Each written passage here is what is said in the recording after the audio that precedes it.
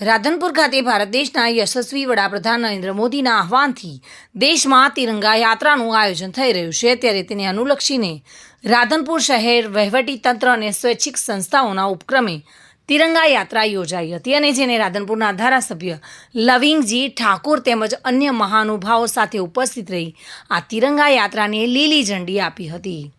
રાધનપુર શેઠ કેબી high school આગળથી પ્રસ્થાન કરવામાં આવેલી આ તિરંગા યાત્રા રાધનપુર શહેરની શાળાઓના વિદ્યાર્થીઓ તેમજ વિદ્યાર્થીનીઓ, સ્વૈચ્છિક સંસ્થાઓ તેમજ નાગરિકો મોટી સંખ્યામાં જોડાયા હતા। રાધનપુર તાલુકા પંચાયતના પ્રમુખ મહેમદાવાદ ભરતભાઈ પટેલ તેમજ રાધનપુર તાલુકા પંચાયતના પ્રમુખ અંબારામભાઈ ઠાકોર, રાધનપુર શહેરના ભાજપના પ્રમુખ જશુભાઈ રાવલ, ભાજપ પ્રમુખ લખધીરભાઈ ચૌધરી તેમજ દિનેશજી, રાધનપુર તાલુકાના પંચાયતના પૂર્વ પ્રમુખ, રાધનપુર પીઆઈ તેમજ પોલીસ સ્ટાફ, દરેક શાળાના શિક્ષકો, આચાર્યગણો મોટી સંખ્યામાં હાજરી આપી અને આ પદયાત્રા કરી તિરંગા યાત્રામાં સહભાગી બન્યા હતા।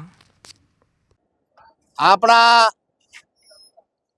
ભારતના યશસ્વી વડાપ્રધાન મોદી સાહેબે જે આદેશ આપ્યો અને જે વાત મૂકી એ આખા ભારતભરમાં કે હર હર ઘર તિરંગા લહેરાય એવી રીતે આજે રાધનપુરમાં નગરપાલિકા દ્વારા, તાલુકા પંચાયત દ્વારા અને દરેક શાળાના શિક્ષક દ્વારા, આચાર્યો દ્વારા અને વિદ્યાર્થીઓ અને મોટી સંખ્યામાં, બહોળી સંખ્યામાં દરેક સમાજના લોકો, આગેવાનો જોડાયા, માતા બહેનો જોડાયા। એ બદલ હું અહીંયા ખૂબ જ દરેક સમાજના લોકોનો આભાર માનું છું।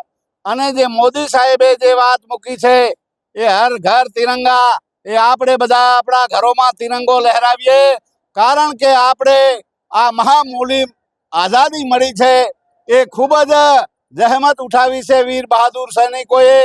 એમાં મહામૂલી આઝાદી મળી છે, એને આપણે આજે ઉત્સાહભેર આખા ભારતભરમાં ઉજવી રહ્યા છીએ।